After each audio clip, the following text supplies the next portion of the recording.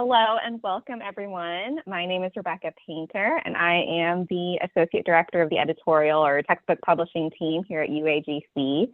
I will be the host of this session, adding presentation skills to the doctoral students textbook for Toolbox, got in my head a little bit, Toolbox for Success. Let me say that again, adding presentation skills to the doctoral students Toolbox for Success.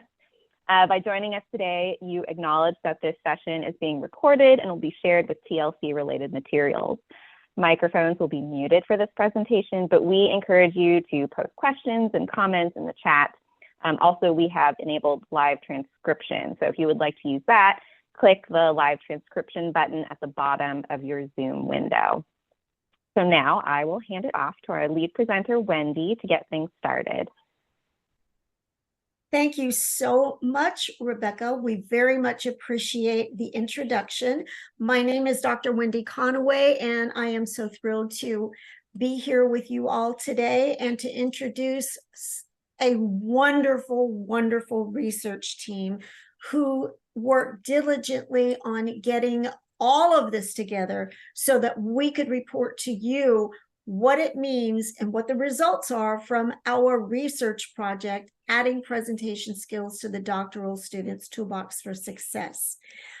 My compadres in this project are Dr. Ellen Beattie, who is a UAGC assistant professor in the doctoral studies, Dr. Kelly Olson Stewart, a UAGC associate professor in the doctoral studies, and Dr. Stephanie Stubbs, who is an associate professor with the research department. So we are so excited to be able to bring you the results of this wonderful project to you today. All right, let's go ahead and get started, and I will share the agenda today. We're going to give you an overall idea of what our project was meant to discover, what the purpose is of our project, the project overview, the data that we collected and analyzed, and then we have the distinct pleasure of having a panel discussion with the participants in this study. So we are thrilled to be able to open this up to the people who actually participated in this study to give you a very broad overview of what the results were from this.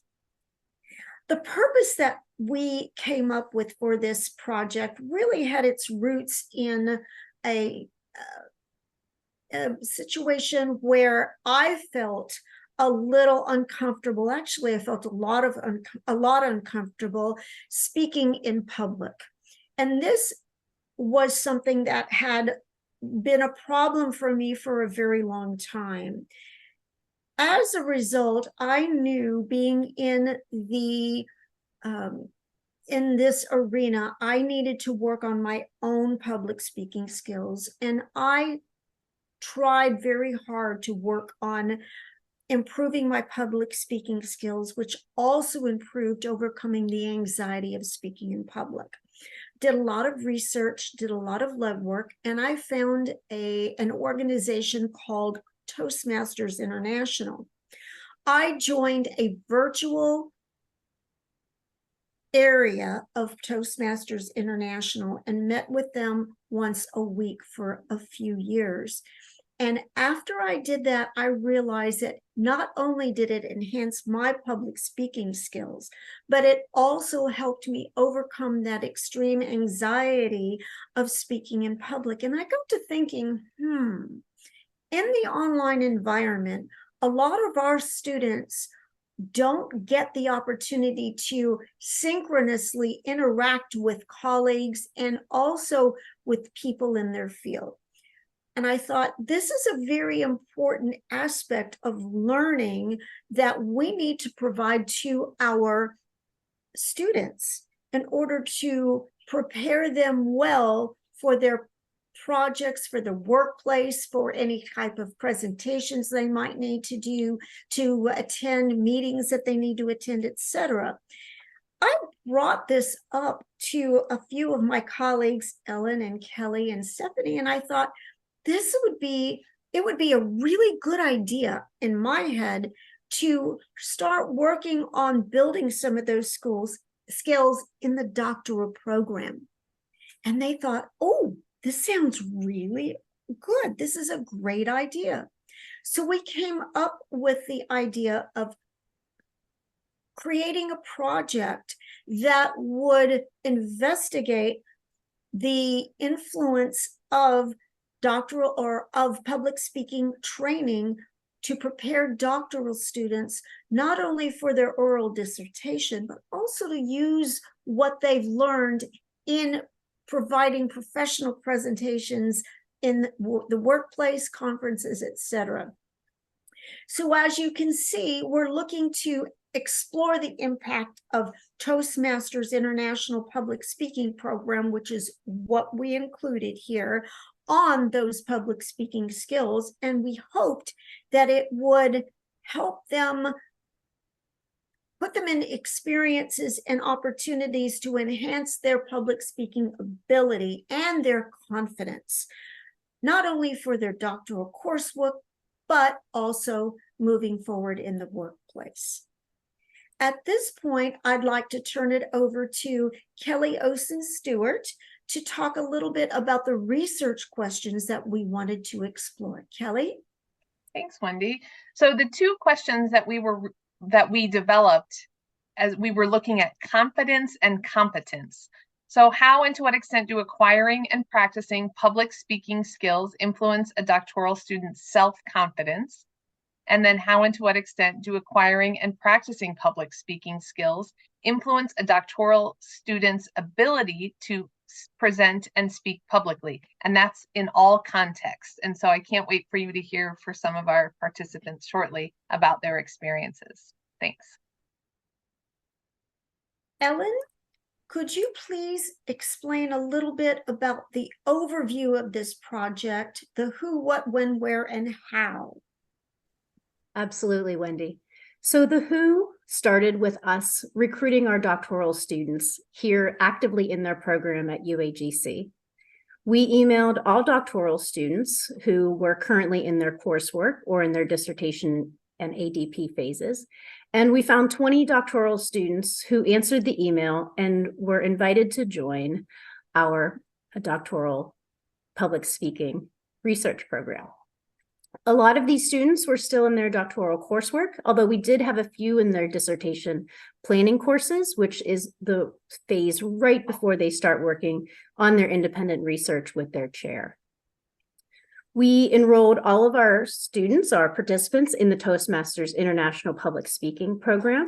That program included a very complex and detailed curriculum that also went along with their learning during the 6 months of actual meetings that we had. So starting in January, we met once a week on Wednesdays at 3 o'clock Eastern time. And that showed so much dedication from all of our participants because we asked them to attend 75% of the meetings, and the majority of them certainly met that expectation. Every week we would meet for that 1 hour in a very structured meeting system. So we would have a Toastmaster. We rotated Toastmaster. That is the person who is tasked with keeping the meeting on schedule. And then we had functionary roles. So there was one person who would count all the ums and all the filler words. We had a grammarian who would choose a word of the day. We also had a timer at every meeting. So the prepared speeches were timed. We also had table topics, which were more impromptu speeches, and those were also timed. So it was not only public speaking, but it was also presenting a clear message in a very concise amount of time.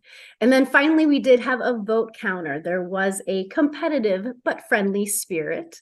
We would choose the best prepared speech and the best table topic each week.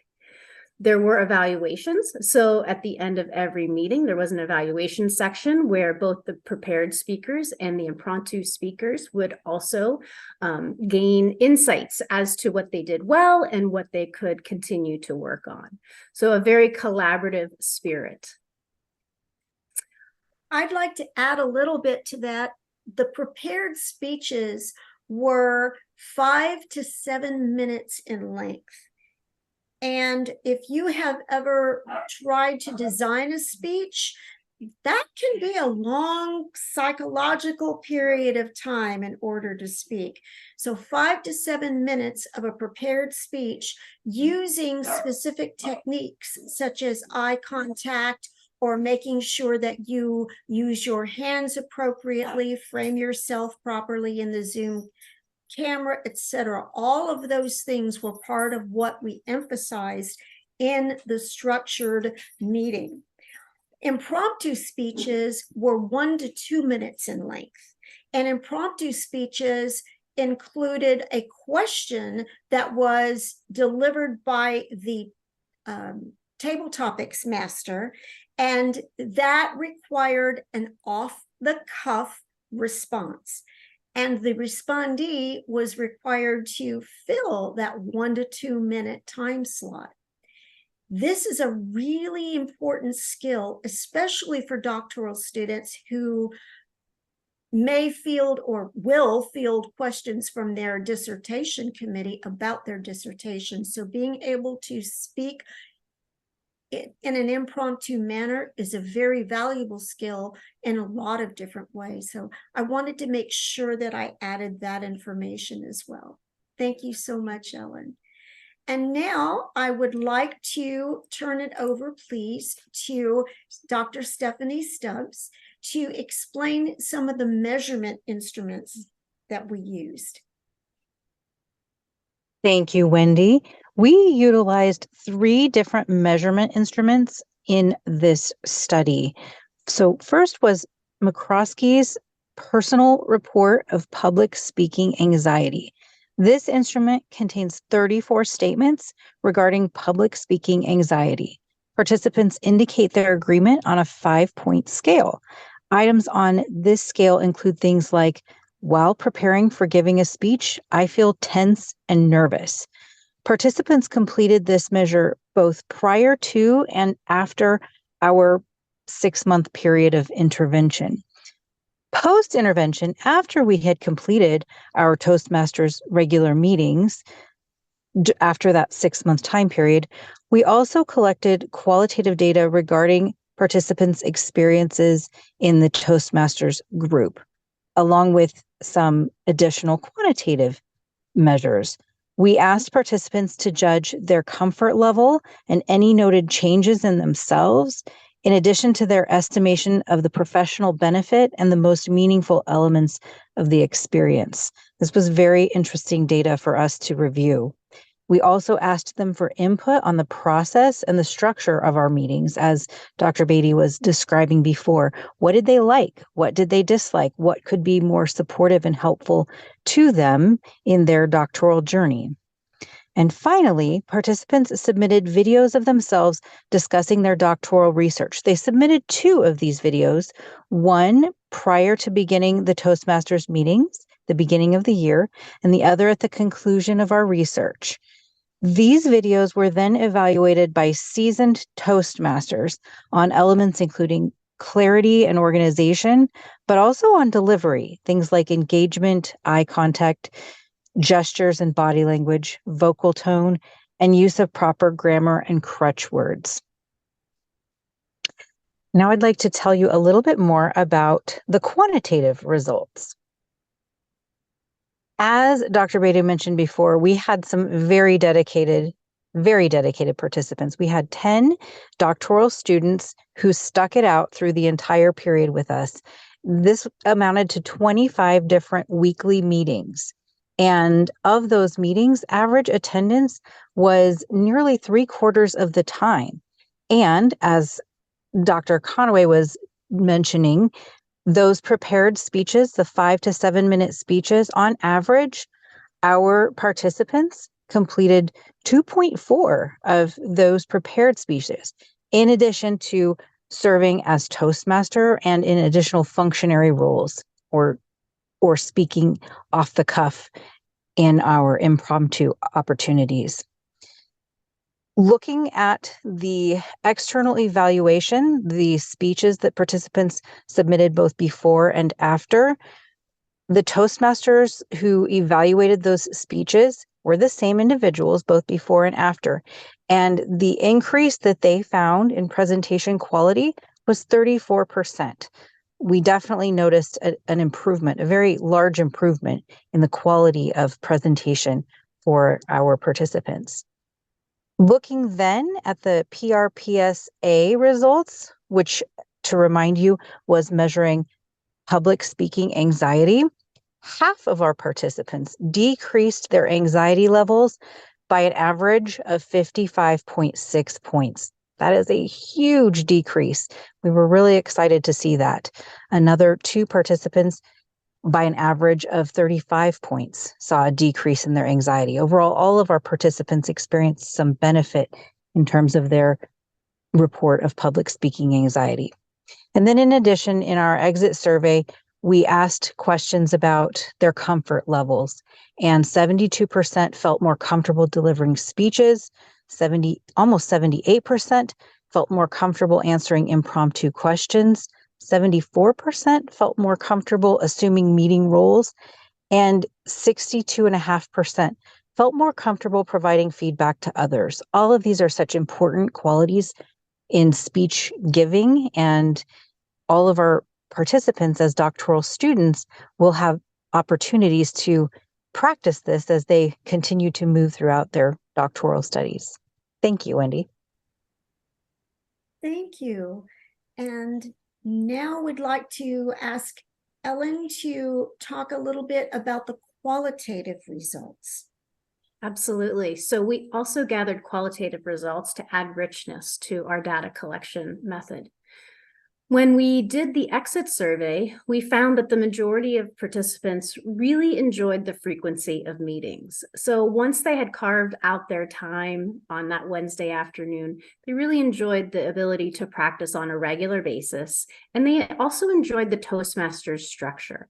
The Toastmasters structure allows you to take on roles, and we encouraged our participants to vary the roles that they took on throughout the session so that they could experience different parts of the meeting from different roles.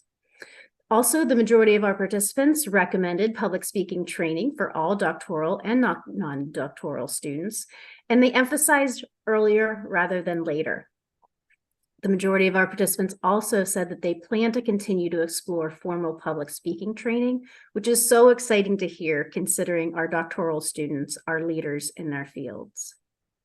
Our qualitative summary also highlighted many themes, and some of them you would think that are very apropos for a study like this.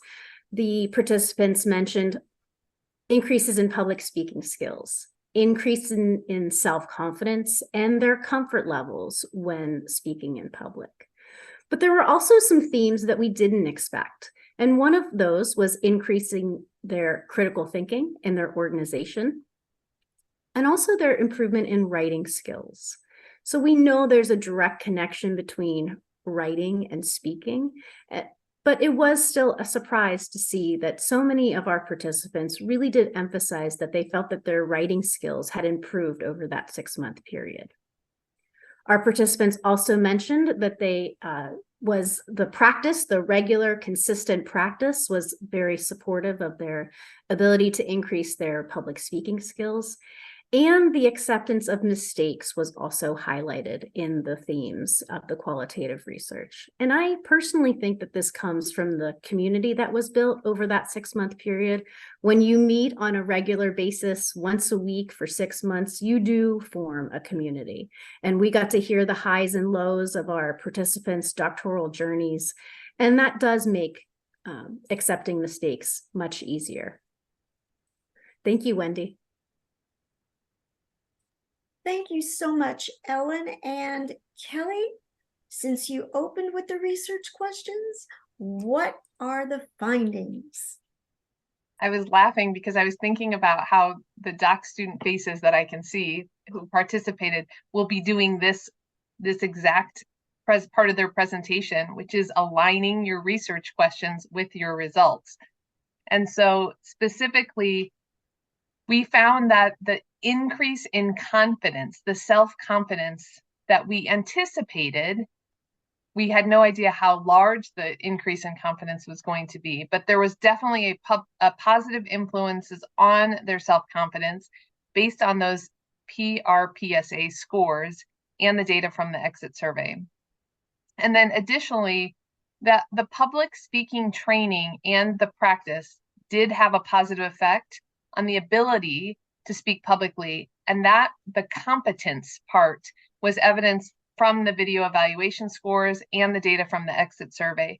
And that writing piece was definitely a bonus and surprise, and as folks who work in the doctoral program, and we expect clear, concise writing, it was a great connection for us as researchers, but also as instructors to think about how we could utilize these research findings in our regular practice in the doctoral programs. So thanks, Wendy. Thank you so much. I appreciate all of the information that has been shared to talk about the bones of this project. But now we're going to get to hear from the participants in this project so that you can gain a sense of how it really personally impacted the participants that we invited to share this journey with us. The way that we're going to do this is I'm going to call on an individual, and that individual is going to introduce themselves and share a little bit about themselves, and then answer the question that we will be posing to them. All right, so we're going to start with Carl Nelson. And Carl is one of our military folks. So Carl, if you'll just briefly introduce yourself, and then once you do, I'll ask you a question. Yes, Dr. Conaway. Good afternoon, everyone. I am Carl Nelson, a student at the University of Arizona Global Campus in the Industrial and Organizational Psychology PsyD program. Thank you so much, Carl. So here's a question for you.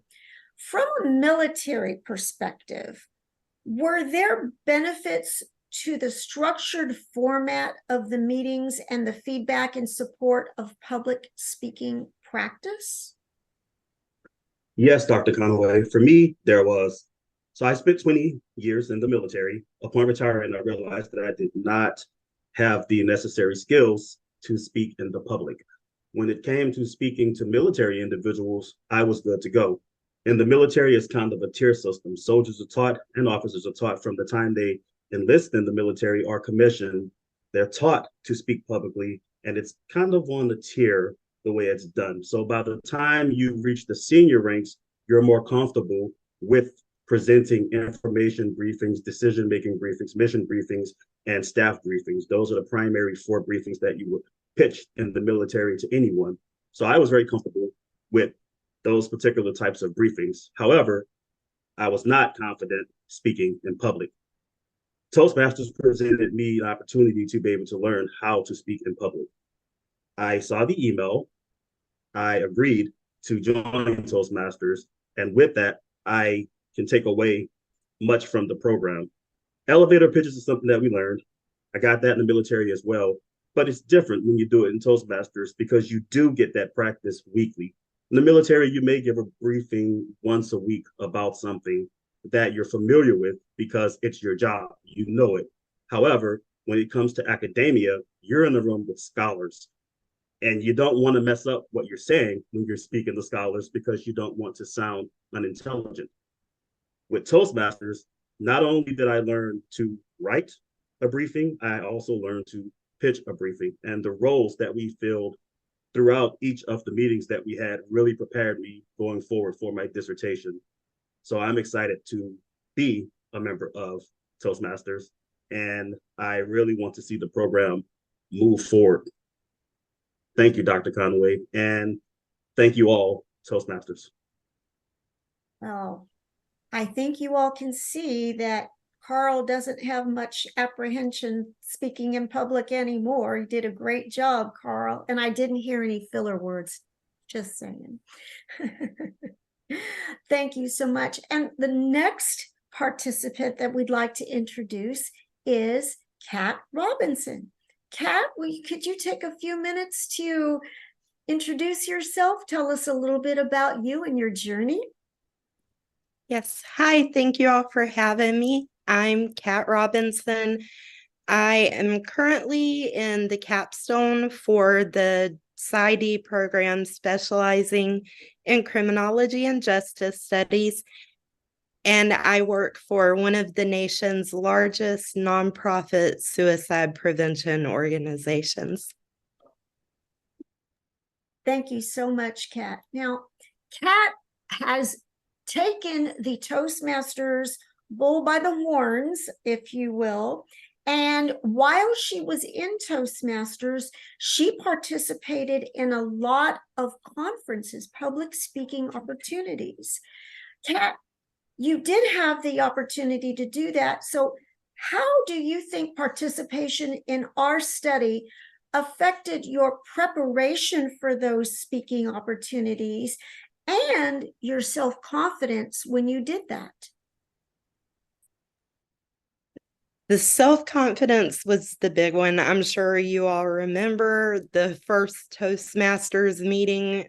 I was shaking like a leaf, about to cry. It was horrible. From those meetings, though, I was able to take away that even if I stumble over a word or if I mess up and drop an it's okay. I can recover and keep going. And that, I think, helped more than anything, knowing that I don't have to be perfect. I just have to try my best, which also very much has influenced the way that I do prepare for public speaking opportunities, because I'm able to better collect and organize my thoughts in a way where they're easier to communicate than when everything is so scattered. And I fully credit this research experience for that, because prior to this experience, I didn't have those skills. And I'm not sure that I could have the job I have now without what you all gave me through this process. And I'm so grateful. And I think it's going to make the actual dissertation defense so much easier, because now I kind of know what's going to be expected of me more than if I would have just been left to my own devices. That's fabulous. Fabulous. Thank you so much. This was not a paid advertisement. I want you all to know that. It was not a paid advertisement. I just wanted to help have you listen to the heartfelt feelings of the people who participated. Kat alluded to the fact that one of her first experiences with us, when she first started, she was so scared. She was so nervous. And I truly believe that the community that Ellen talked about in just a few minutes ago helped all of our participants feel that confidence, feel that comfort level, and help them realize, I don't have to be perfect. I don't have to worry about making a mistake. I'm human, we do our best, and we keep on. So I think that was fabulous. Thank you so much for sharing that, Kat. And the next person I'd like to introduce is, and you'll see, Dr. Erica Dallas. Yes, you heard that right, Dr. Erica Dallas. Erica has already defended her dissertation. As a matter of fact, she did that just very briefly after she had completed the Toastmasters training. So Erica, can you please introduce yourself? My name is Dr. Erica Dallas. I'm a recent graduate here at the university. I am excited to be here and I was excited to be a part of Toastmasters. I've been an educator for over 14 years in early childhood education, and my focus on my dissertation was on culturally responsive, relevant, and sustaining pedagogy. Thank you. Thank you so much. Well, Erica, how did your participation, now we know it did, but to what degree do you think your participation in this study support your defense preparation and delivery? Attending Toastmasters gave me a chance to show off my work and get real reactions and suggestions from other doctoral students, along with expert feedback from our panel of esteemed professors. I learned that when we speak, sometimes we do things that we don't notice as patterns of vocalization and behavior. So having Toastmasters feedback allowed me to pay attention to these possible distractions and word slips. I learn best from repetition and visuals. Therefore, the weekly meetings and the feedback forms used in Toastmasters helped me make conscious speaking choices, which essentially gave me the confidence I needed during my oral defense, and I passed. Thank you. We had no doubt. We had no doubt at all that you would pass at all, for sure. But congratulations. Thank you. You are how can I say this? Something to look forward to for all of the rest of the participants, let's just say. Thank you. And Wendy, one thing I wanted to add was the ability to receive a compliment. This is part of the Toastmasters work that we did. And so Dr. Dallas, you handled that beautifully, receiving the compliment of congratulations on your defense. That is a very good point. That is a very good point. We did have the evaluation part of the process, and we did include the opportunity for people to appreciate what they were given, especially if they were voted best speaker or best impromptu speaker. We had the participants graciously accept the compliment because that can be a challenge for a lot of people. And now I'd like to bring to the podium one of our esteemed participants, Trinae Green. Trinae, could you please introduce yourself? And after that, I'll ask your question. Thank you, Dr. Conaway.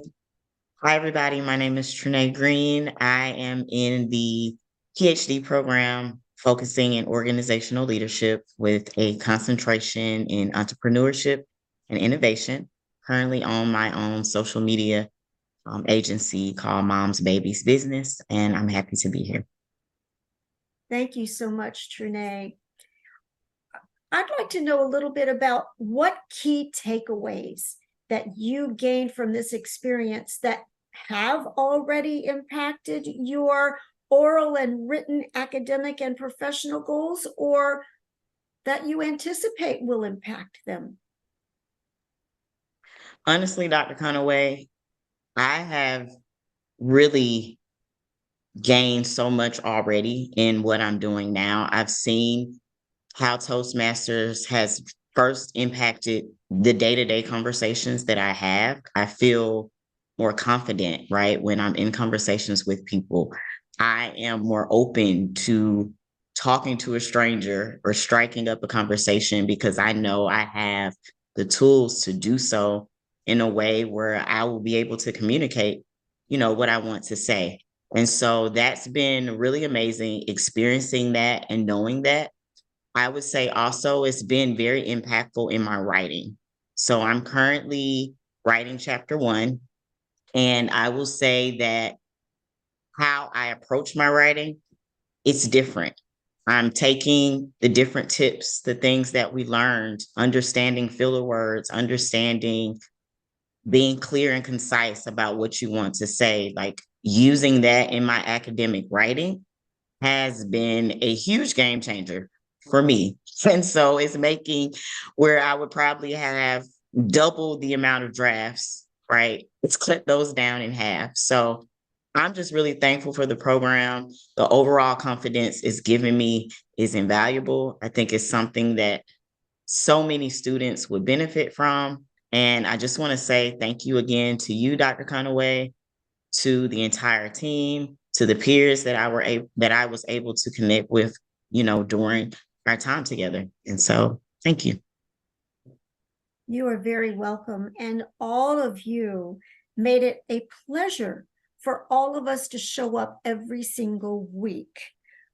It was very gratifying for us as the investigators to see the growth, to see the progress, and to see all of you build that confidence along through. I would like to ask if any of our investigators right now would like to speak to that just a little bit, the witnessing that progress and that growth. And how, that's right, you all became family. We did become family. Dr. Conaway, I think it was an amazing experience to watch from our first session together. The awkwardness we all had as investigators as well, because not only were we investigators, we were also full participants in the Toastmaster experience. So Ellen, Stephanie, and I were, and Dr. Conaway, I'm going to call you Dr. Conaway because she's our esteemed leader and her presentation skills already were pristine. Like we were all trying to be like her, but we participated the same as the students. And so we were doing tabletop topic discussions, and we were jumping in and we were doing evaluations. And so not only were we watching the growth in our students, we were also noticing it in ourselves. And the maddening part about Toastmasters is that you don't leave it in the 1 hour session, you take it with you. And so it ends up impacting all of your presentations. I think about how many keynote speeches that Ellen made over that course of time. And I know for me in my professional development, also in leading a meeting, I just became, had a heightened awareness of filler words, which I confessed to the students today that I was using in my earlier presentation today at TLC, but no one was there tallying them for me. But we developed a camaraderie, though, that giving that feedback to each other became very normal and very okay. And Dr. Beattie and Dr. Stubbs and myself were making errors alongside students. And I think that shows that we're all learners, and that changed the feeling piece every week. Thanks. I agree. I think the other element that I would comment on is just the ability to come together every week, face to face within an online doctoral program was a really special experience. Outside of our in-residence, where we're together in small groups, our students don't really have the opportunity to talk about their study. And that's one of the tips that we give our students all the time. Talk about your study, talk about your proposed study as much and as often and as to different audiences as you can. Because at the end of those oral defenses, really what you're doing is you're highlighting your own research. It's your opportunity to shine, and we don't want that anxiety to get in the way. And one of the elements that we continued to hone in on during our meetings was talk about your own research. Use this as an opportunity to verbalize what your plan is. And I think that's a really insightful element to our Toastmasters study. Is just it allowed our online students to really hone that skill of talking not only in public, but about their actual research. I agree, Dr. Beattie. You were spot on with that. And we also were very intentional about developing impromptu questions that allowed the students to integrate whatever it was that they were focusing on in their topic for their dissertation, but also how do some of their real life experiences impact that? We talked a little bit or had a little bit of discussion about stress and how dealing with being in a doctoral program, how do you deal with the stress of that? We tried to integrate a number of different things, but we always tried to tie it into their doctoral experience in some form or fashion. And I think that was really important. Dr. Stubbs? Yes, I just wanted to add that I have become a much better listener as a result of this project.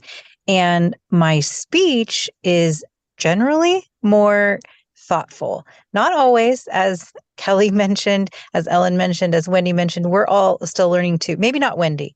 I think she has it all figured out at this point.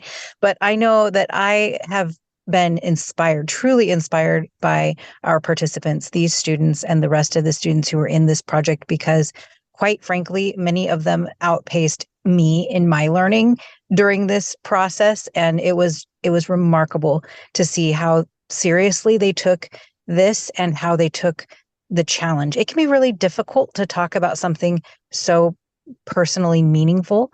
And in many cases, our participants talked about things even outside of education and did so in very beautiful and very thoughtful and intentional ways. And I found that to be a learning opportunity for me as well. And I thank them for that.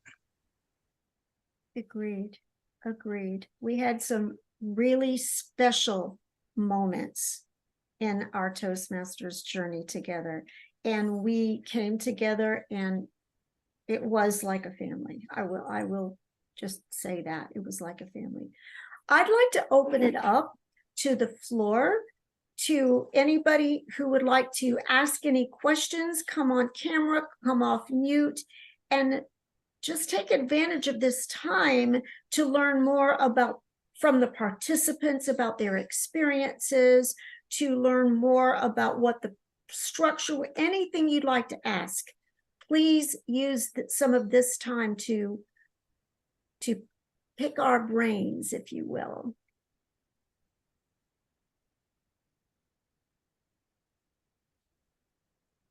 I know that Dan is on here, and Dan has been thinking about working with undergraduate students in terms of public speaking. So I'm hoping that perhaps some of these participant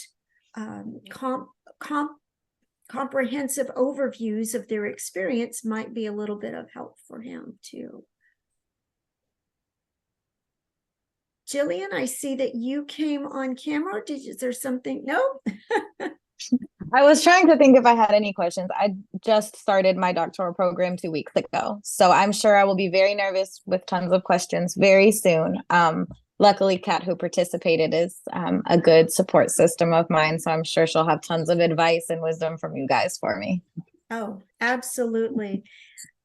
Advice and wisdom is born from experience.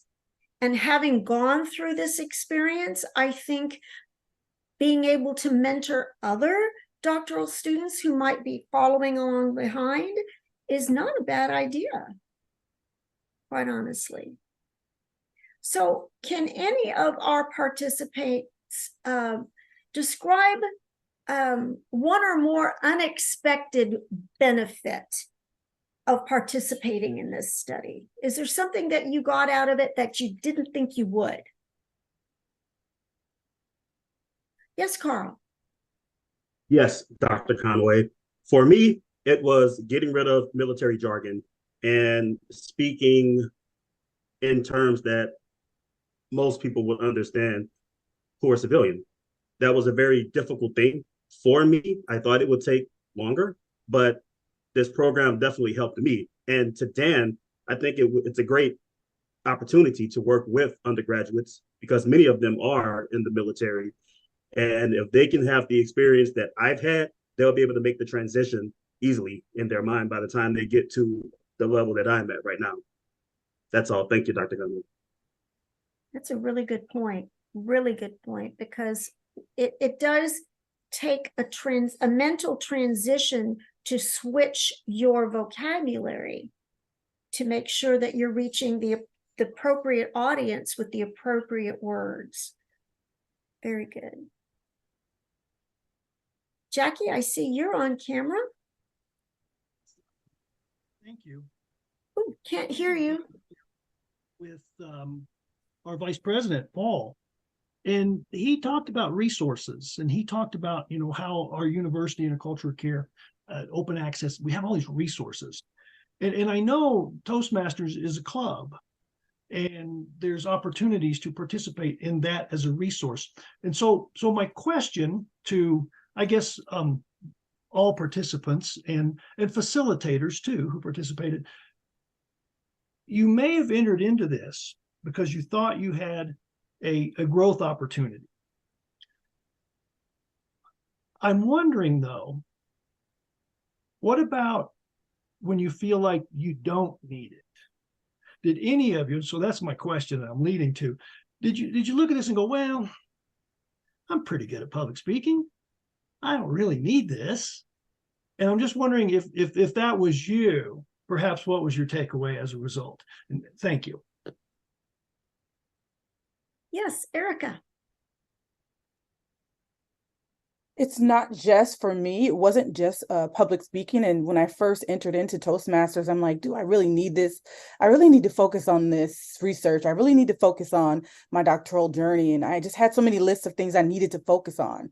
And then it became relevant to me. And I said this in the chat, it's not just about that speech. It's about receiving feedback. That's a hard bargain right there. In order for you to really, really be successful at something, you have to be able to accept feedback, accept the versatility of communication and conversation. And for me, it was really hard. It was really hard to get feedback on something that was my baby. I know this. And I'm like, what do you mean I didn't say that right? You know? So it's not just about presentation. It's also about receiving feedback. It's also about, coming together and having a communication system to where you don't sweat the small stuff. You take it as growth and opportunity to perfect yourself in the craft. Thank you. The ability to give feedback is also important. And we focused very much on how to deliver feedback that is constructive, that is affirming, and that is not intended to tear people down. I will say that I had several individuals say, I'm not used to giving feedback because I don't want to make somebody feel bad.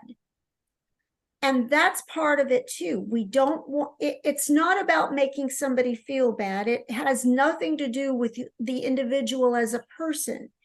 It has everything to do with, how can I perform this function better? And that's really what we tried to focus on. And we tried to use language that was very specific and we never allowed anything derogatory, not that anybody would do it in the first place, but we kept the opportunity to craft and deliver the feedback as well as accept the feedback in ways in which it could be constructive. And I think that is almost as important as delivering the speech. Well, it is as important as delivering speeches, because we have to understand, and that's something I think that is key to student success, is the ability to receive feedback and not take it personally. So we worked very hard at that to try to make sure that that worked well for our participants. So yes, Jackie, I think that you also hit on a point where a lot of our participants said that they would probably continue practicing even after the project ended, because I think practicing a skill that you've gained is essential in keeping sharp in the skill. It's not an easy thing to do, but it is a necessary thing to do.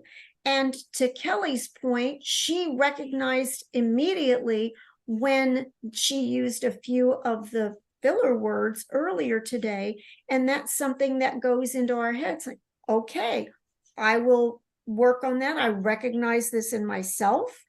Next time I have an opportunity, I will work on that piece. And I think that's another thing that feedback offers, is kind of a mirror for us to hear what we're doing and how we're doing it so that we can make improvements later. Wendy, I think the other nuance was that we had a seasoned Toastmaster come and present to the group. So I think what it affirmed to all of us is that this is a journey. This is a parallel journey to the doctoral one, because even the most seasoned, pristine speaker that we saw with very intentional language, gestures, moving in and out of the camera, all of the things that we had been working on, he still received feedback. We still had to provide feedback to what I would say was a perfect speech. And he received the feedback and reflected back how he might do things differently.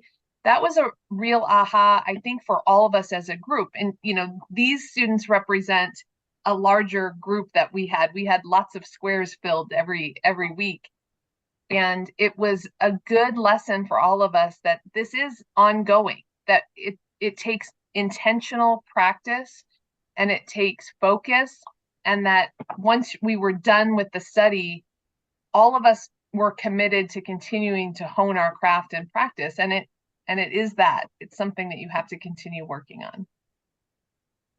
I totally agree. Totally agree. I'm just looking to see if there's anything in the chat that we haven't addressed.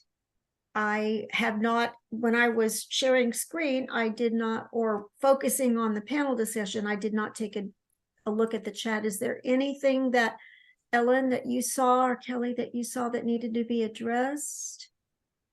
Or questions? No real questions. Okay, that's great.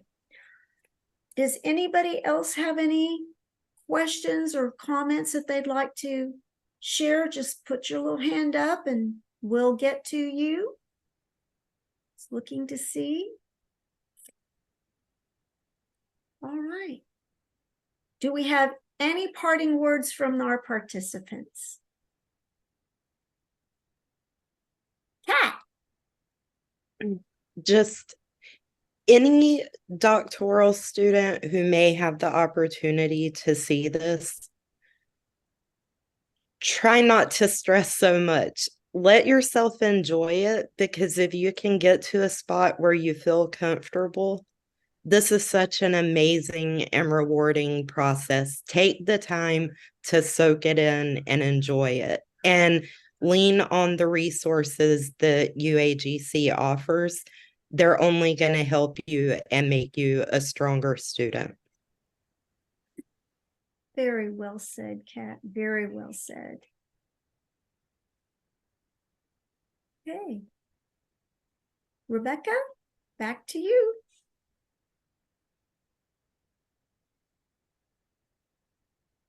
Can't hear you, Rebecca.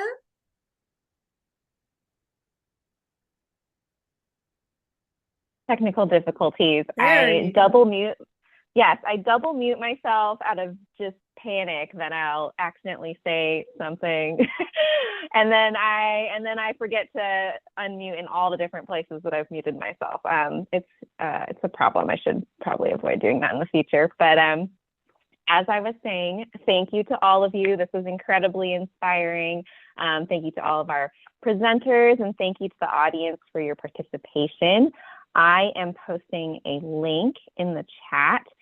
This is a survey. Please use the survey to nominate TLC presentations for conference awards and share your feedback on your conference experience. There is an awards ceremony later today at 2 p.m. Pacific, and we encourage you to attend that. But otherwise, thank you so much and enjoy the rest of your day.